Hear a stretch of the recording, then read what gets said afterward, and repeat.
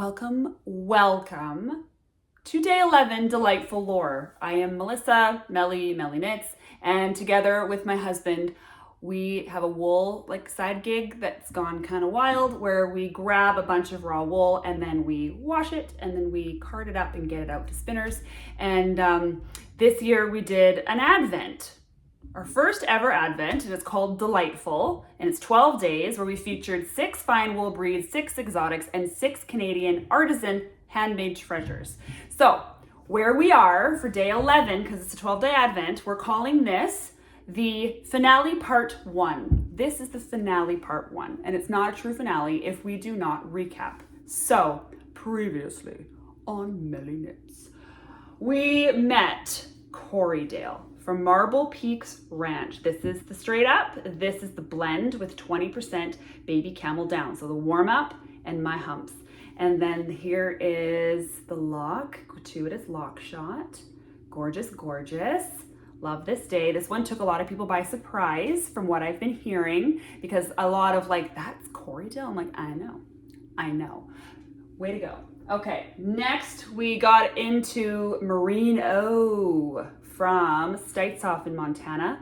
And this is, this one is the straight up, and this one's blended with 20% Angora rabbit from Kensington Prairie Farm, which is local to me.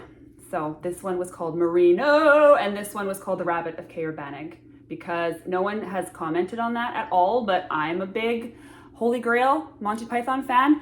Rabbit of Caerbannig is the rabbit that murders all the knights outside of the cave of Caerbannig. No one commented on that. And you know what? I am disappointed. -1 point for all of you. I can do that here. I can take and give points. Just came up with that now. Okay. and then we got into Bond. So here's the Bond from Shiloh Wool in Australia. This one's the straight up. We called it 007 because I have no creative juices on that naming day. And then this one is the same fleece with 20% wild tropical tassar silk. And that one was called Shaken Not Stirred. So there's our Bond days. Super, super beaut. Love them. Lock, the gratuitous lock. Okay. Then we fell into the burn pile. It sounds painful, but really it's not. It's the most pleasant. My origin story, my heart, the burn pile.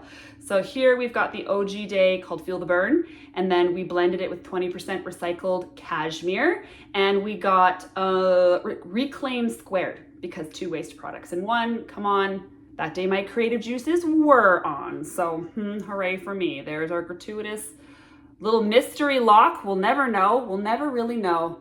And that's just all part of the fun. And there it is. We love. And then most recently, we played around with some BC wool, good old BC wool. It's where I'm from. And this is Rommeldale from West Coast Color. This one is the straight up, and it's called Spongy Squishy Time. And then this one is Nature's Chaos. And just look at crazy there. Look at that, the crazy. This is my favorite day. I'm still allowed to say whatever I want because, it just is. This is, look at the nuts. It's crazy. Favorite for crazy factor. Okay, and there's our beautiful lock. There it is. And awesome color. There we go. Rommeldale. So, in addition to playing with breed groups from cool farms and shepherds doing some awesome stuff with their breeds, we also journeyed with Canadian artisan handmade treasures. So, had to be handmade and from a Canadian maker. And here's what we got. So, day 1 was this lanolin lip balm, ever so slightly pepperminted, by my sister, Mazza House Pottery. She's a potter, but she also does incredible soaps and lip balms and body butters and stuff, really all into that. And then the next treasure we opened was this hand-painted watercolor postcard from my pal Britt, Crux Fibers up in the Yukon. And she painted all of these. They're all different. They're similar, but they're all different and unique, all one of a kind, and just absolutely beautiful postcards. Mine hangs in my wool room. I'm not actually going to send this to anybody because it's too precious to me. So that one's just for me. And then we got these. These are from Mr. Booty Won't Quit himself, my hubby Aaron. Oh, he's gonna watch this back and hate that I just said that. Okay, these are 3D printed. And in case you don't know, PLA, which is the filament they use to 3D print, comes from cornstarch at some point, and it goes back to the earth. So it is compostable in commercial conditions. So it still goes along with the whole vibe of the Advent, in case you were like, wait a second, Melly, that's like heckin' plastic. No, it's not. Well, it is, but no, it's not. So there it is. That's what he printed up for you guys. He designed these and printed them. So these are original Aaron Goodness little ornaments. Love, love. Okay, then we're back to sister again. She made us this mountain spruce lanolin soap. It smells like something you want to smell forever because it's got that earthiness from the lanolin, which I just really, really love. So that was one of our days, this beautiful bar of soap. Then we got this gorgeous gourmet spice mix.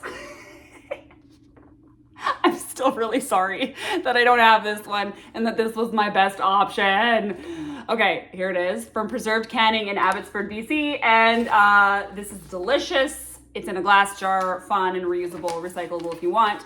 And Steph is great and she makes delicious, wonderful, well thought out things. And then we're at today. Look at that.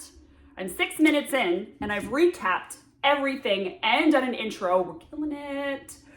I just said that. Now something stupid is going to happen. I can feel it in my nuggets. Okay, so now we're going to grab the bag and just again, this is a organic cotton muslin bag that was hand stitched by my cute little niece Lily. And she stitched every single bag, and the trees are varying colors, and I love them, and totally like project bag or whatever you want to use this for. And inside, I reach and I pull out day 11. Here we are on the shores of the sea. I'm not going to quote Lord of the Rings right now. To meet our last breed and our last Canadian artisan treasure. Ooh. Could it be? What did Melly leave for last? I left my pal Dot's creations for last. Here it is.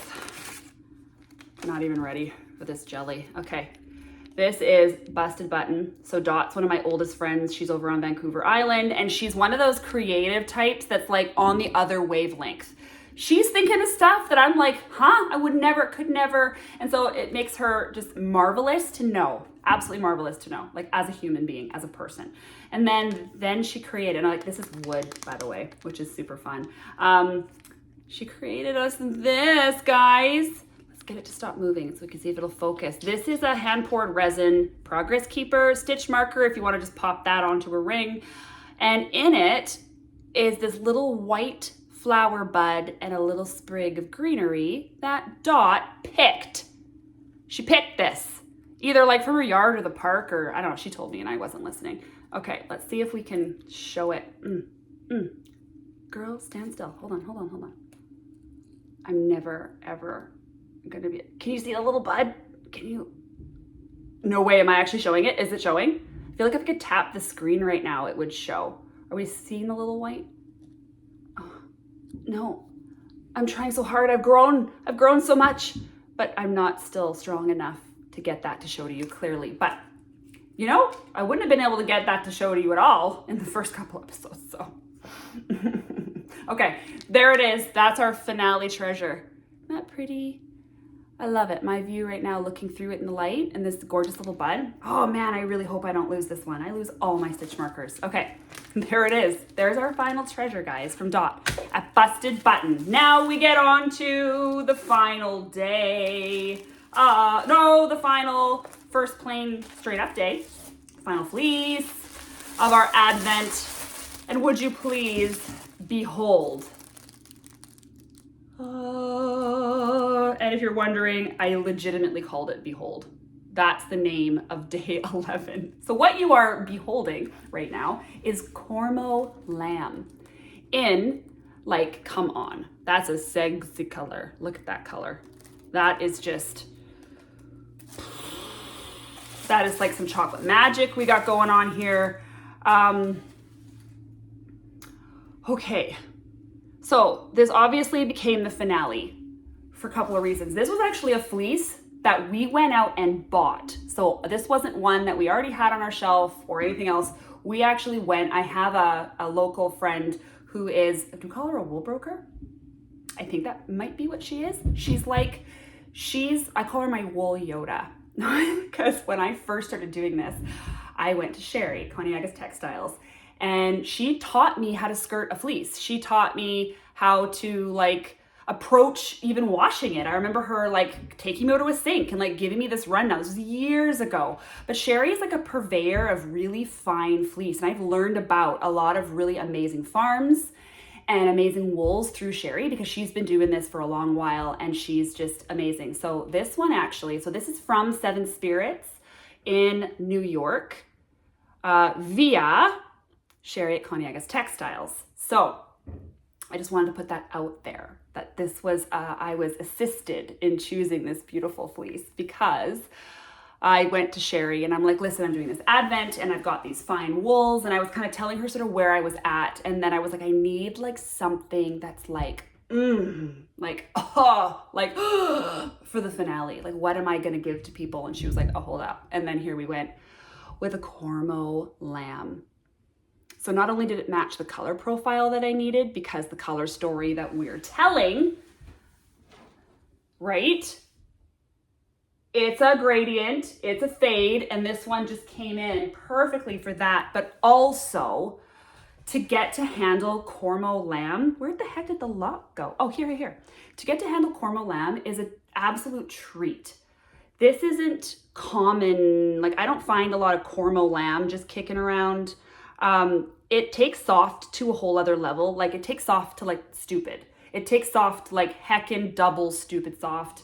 It's got a smoothness to it while also having like a, like it's, because I think the breed mix is Cormo Merino, right? Like that's where this originally came, Cormo Merino, Corriedale Merino is what the original union of breeds was that's created Cormo for us. We're getting the silky smooth softness that we love of Merino, but we're getting like more.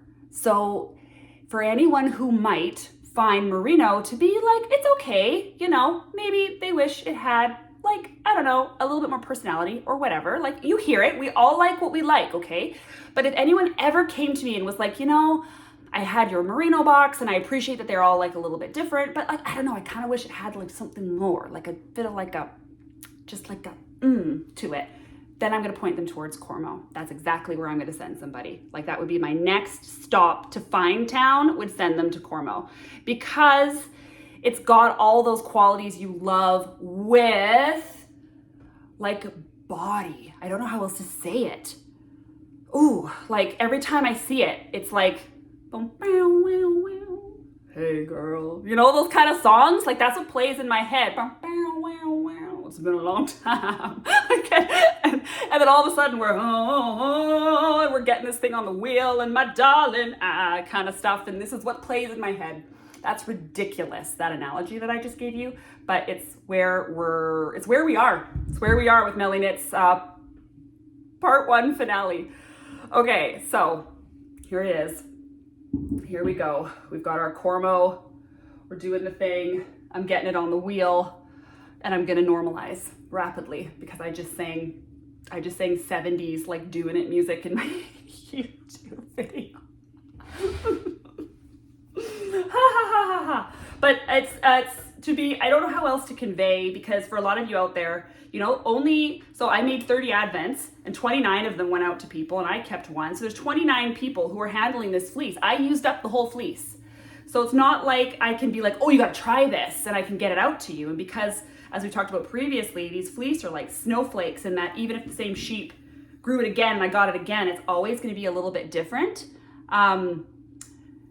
I'm trying to convey like how this feels. Like, so many of these days have had feelings. There's been some where I have just been like straight up had my party pants on.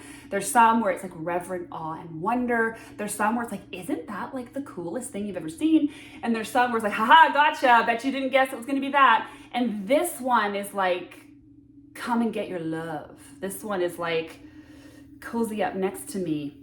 Ooh, I'll treat you right. Like, that's how I feel. If that at all helps you understand through this video what this wool is like for me. It's just ridiculous, but you know, strangely it's on brand. I guess that's how we're gonna explain Cormo lamb to you. So Seven Spirits Farm is in New York. Jennifer is the shepherdess. I have worked with, how many Cormo have I worked with from Seven Spirits? Oh, do you guys remember? Okay, this is gonna be for my Instagram followers, but you guys remember Big Sexy? That was from the one that we renamed. That was from Seven Spirits. That's like a full grown ewe though. This is a lamb, so different spin. Cormo locks are like big rectangular blocky locks. Like they're very chunky. And when you're handling them, like when you pull them apart to feed them to the carter, like they're Erin's just favorite to work with. And then there was another fleece that I had. Remember the one, oh, see, I don't want to alienate YouTube people. If you're coming to me from Instagram, you get this. If you're from YouTube, you're not going to understand that I had this whole fleece that went along with that Flula video for Jennifer Poops at the Party. Anyway, that's a trail. I'm going to claw back to where we were on this Cormo. So best of both worlds, blocky, chonky locks that you get in the adults. This lamb is obviously much finer because it's a lamb. So we're drafting effortlessly. We washed it effortlessly. Remember I talked to you about how there's no preferences in my scour buckets, that all my scouring gets the same treatment? Same goes for like super fine bougie lamb fleeces. They all get the same treatment. So this one just went right in like everything else does and got a nice little scour time without any incident and nothing remarkable, like I didn't have to do anything special for it. Then it dried up and we started getting it on the carter, picking it open, a delight. It had a lot of, some of your locks might show this, but it had like moments of gray in it, which was really pretty, in with this brown, which again suited the color story of the Advent, that sort of cooler brown tone. And then carding it was, yeah, again, without incident. I was able to just feed it to the carter, like as easy peasy as that. This is one of those fleece where you pay a premium price. So full disclosure, this is the most money I've ever spent on wool, ever. And I would do it again in a minute, like take all my money. Because when you pay for a premium product, you get like a premium experience. Does that sound right to you guys? So this one just did all the things you want it to do, and it's all the things you want it to be, and it's spinning so smooth and beautifully. I've talked to you guys before about when you feel like micro texture, that's how I describe it.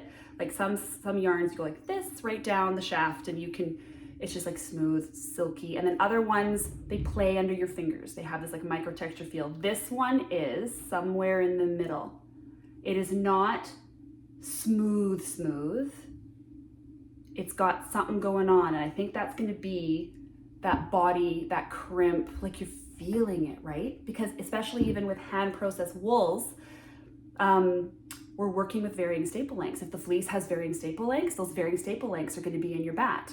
And if the fleece moves, your spin moves, your bat moves. Like I've had people show pictures where they open up a hand processed bat and you can actually still see the crimp. It's all brushed out, it's carded, it's ready to spin, but you really retain a ton of the character with hand processing over milling. And I love my milled fibers too, but the mill process is just different, right? Like we're going a little bit quicker, things get a little bit more stretched out and steamed and almost like blocked, I guess you could say, before you get to it. Whereas this is still talking to you. Like every single one of these I've opened up to spin, I've approached differently with my tension, with my treadle speed. Like you guys can't see, I'm treadling slower on this one.